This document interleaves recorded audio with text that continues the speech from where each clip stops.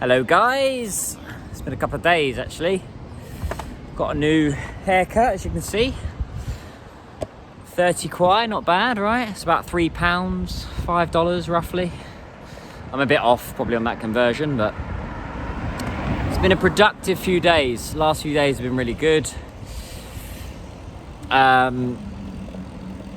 Business wise, it's been a long day without you, my friend. So I've had lots of calls the last few days. Podcast is coming together. New episode of the Panda Profits podcast coming up this Sunday. As far as what's happening in China, it's an interesting one because something that is not common around the world but really common here now is this idea of converting offline to online traffic. So particularly with Gen Z. I went to a really fascinating talk this morning. There's a group of group of entrepreneurs here in China. They're called the Founders Breakfast. So every Friday morning they meet in a coffee shop here in Shanghai, and you buy a coffee and a cake or bread roll, bit of breakfast, and then they have a speaker, top speaker, who talks about business, marketing, sustainability, all sort of different topics. And had a lady this morning, name's Natalie Lowe. She's an Australian Chinese lady, and she has a company called the Orange Blowfish. And a really fascinating talk. Like, she kind of broke down Gen Z. Now Gen Z are age range, I think they're like 12 years old to 27 years old. So there's quite a lot of scope to work with there. And then obviously you've got the genders, but this generation of consumer now, particularly in China, they're more interested in that immersive experience, what their friends think, KOLs, influencers. My generation, which is what's my generation? Millennials, Gen X, post 1980s, right? They are, different. Kind of don't focus so much on social media, I guess, when we make decisions, but they really cried a lot. So it was interesting. She broke down a few case studies like Lululemon. I mean, Lululemon is a huge success story here in China. I mean, offline, they are smashing it. And another company called Asterix, which is a Canadian company, but I think they're Chinese owned now. I mean, wow, this place is really sprouting up. I mean, this place, literally, see here, this little mall. That's only been a couple of months, and look at it. Crazy. In England, it would take about 5 years for that to be built, and that's been built in less than 5 months. So, yeah, it was a really interesting talk, kind of breaking down, Gen Zs, they want to have that immersive experience. So if you're a brand entering China, you've really got to think about not just, hey, shop, sell product. You've got to have that immersive experience. So she showed how lighting, how with a company like Asterix, obviously they're more about, was it Arc'teryx? Sorry, Arc'teryx, not Asterix, Arc'teryx. They focus a lot on the outdoors, right? So having lighting, mists, and nature. So that's what these Gen Z are looking for now. They want to come to an experience, take photos, share it with their friends, and it was a really, really great talk. It was one of those talks that I'm glad. I mean, I woke up this morning at 4:45 to train with Mr. Lee. We did our little hit. Then I went with Mr. Lee to this talk, and it was just worth it. Really set me up nicely for my Friday to get stuff done. And I'm so glad that I went along because learned so much, met some old friends. I think it's good to have that human touch. I've probably been cooped up in my office and my apartment for too long.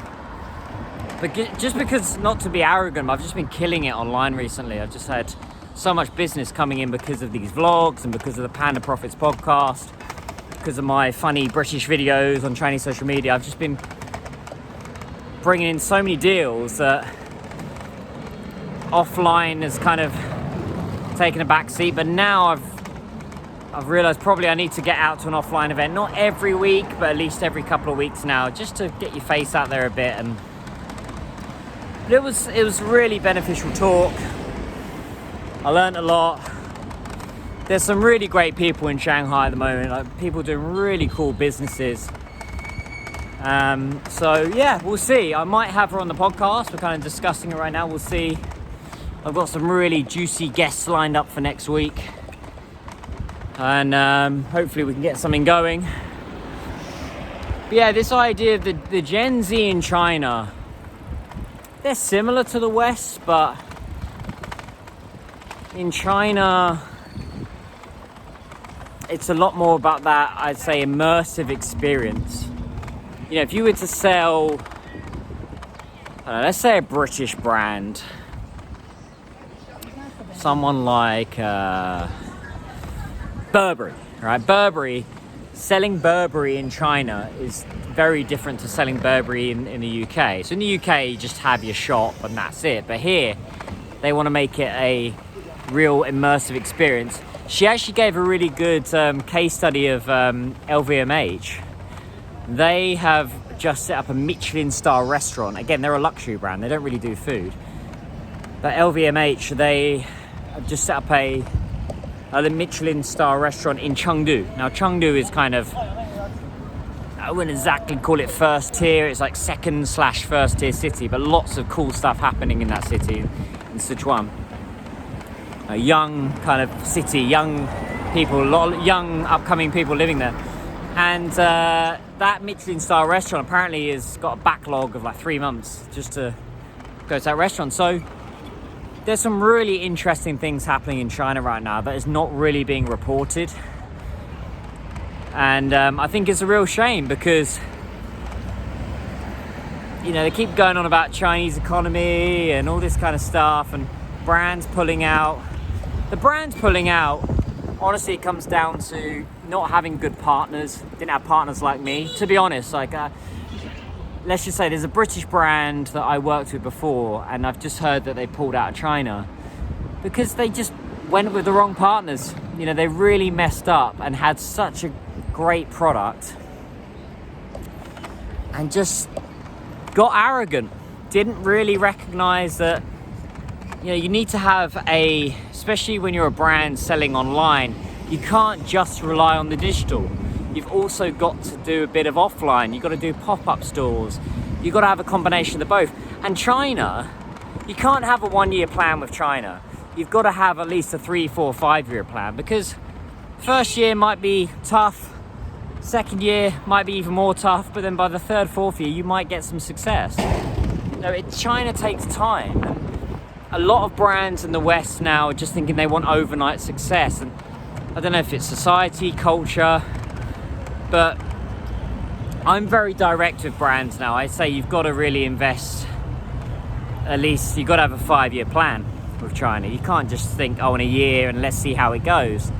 I get that sometimes with some brands I speak to. They say, oh, let's see how it goes. You can't see how it goes with China. But with content, I know what works, like digitally on social media, with young people in particular. For some reason, I don't know what works on Instagram and YouTube. As you can see, my videos just don't blow up there, but for some reason. Yeah.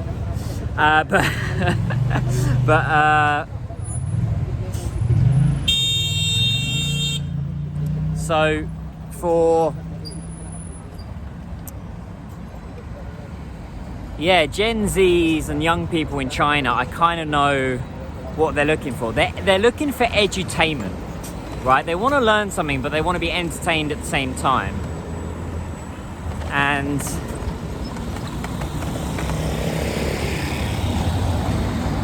They are very plugged in with what's happening. It's a real market that people need to focus a bit more on and really dissect it. Again, Gen Z is quite a broad term for China, right? For marketing, I mean. But yeah, very interesting talk. Check out her company, the Orange Blowfish. It was clever name, right? And this is the other thing. Unfortunately, I didn't bring it with me, but she had these. There's two things she did really well, which was when people were coming into the speech, she was greeting each person, saying, "Yeah, thank you so much for coming." You know, it came from a place of a genuine place, right? That she really wanted to connect with people, but also she had these business cards that is not. It wasn't like your classic white one that just says your name. It's like a stencil. So she stenciled out like the Orange Blowfish. I got no idea how much a business card like that costs. So I was thinking, oh, I should have something like that because it's memorable. It's something that's tangible. It's something you can hold, put on your desk, and you're not just going to throw it in the corner. It's like, wow, that's actually creative. So I might steal her idea actually and just do my own business cards like that. You know, or be maybe not steal, but inspired. But what she was talking about, like sometimes these creative agencies, they just talk fluff. They just talk like, ooh, you know, it's all very hooey and like, but she actually had, it's Natalie Lowe, she actually had like real actionable, this is what we do and this is how, you know, it does have a knock-on effect with sales or brand awareness. I mean, you can't really track sales so much with offline stuff. I guess you could have codes and there is ways. God, it's loud here. Sorry guys, I'll try and but she oh, what's going on over here? Let's go and have a look. See what's going on. I'll go some little event happening over here. I'll show you guys what's going on. What's this?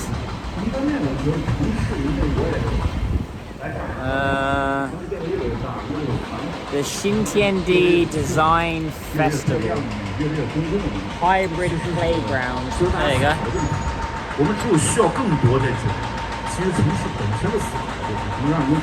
So some sort of design opening ceremony. They've got some cool stuff happening over here. Yeah, maybe I'll do a little thumbnail for you guys. Something that's creative. As you can see, like offline events are back now in China. Maybe this might be a good little thumbnail.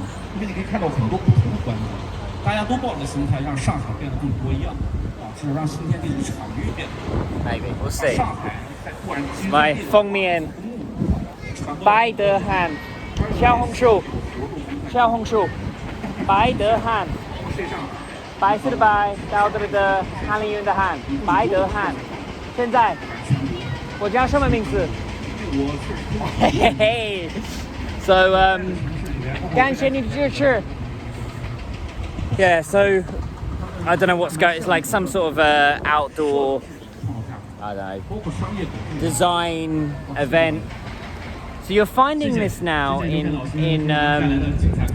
Shanghai. It's like they're utilizing the outdoor spaces a lot more. Obviously, post that special period that we all went through, they're trying to utilize like spaces here, and so yeah, it looks pretty cool, right? It's a pretty cool little event. Don't know if I can go in, but yeah. Pretty cool, look, they've got like little spaces to hang out and giving a little speech. So,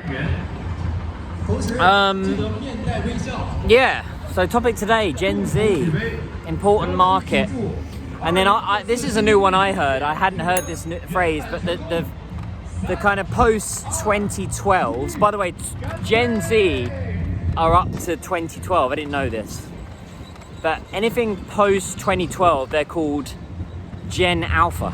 So I guess the next one would be Gen Beta. But yeah, so it's an important market. It's the next group of consumers. It's people with money in the future. And it's all about peer reviews as well. You know, it's about what your peers think. Actually, I'm working with the student accommodation company in the UK at the moment, and I've just given them like a content plan. And yeah, I think they need to do more stuff in China offline. And almost like a pop-up store for their student accommodation, get people using it, get the parents, get the students involved. I think that would work really well in China. So, yeah, but again, exciting guys, really exciting stuff happening at the moment.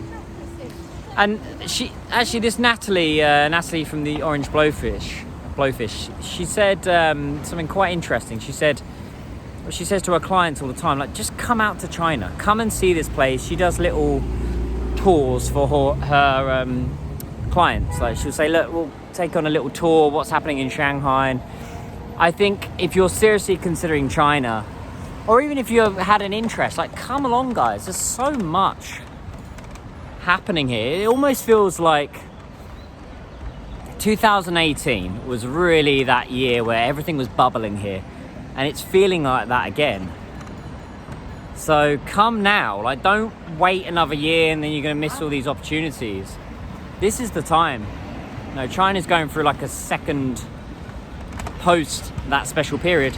It's going through a resurgence, would be the word, which is really exciting because I stuck with it. I didn't leave, I stuck with it. I always knew this place would bounce back, and it's just great to see. People seem happier now as well. People are, you know, there's a lot more smiling now. Eye contact, the good old days, people saying hello, which is great. We all need to come together and love each other again and find common ground. So what else is happening? Oh, I've signed a deal. I can't mention the name of but with a big drinks company in China. It's a quite a common drinks company.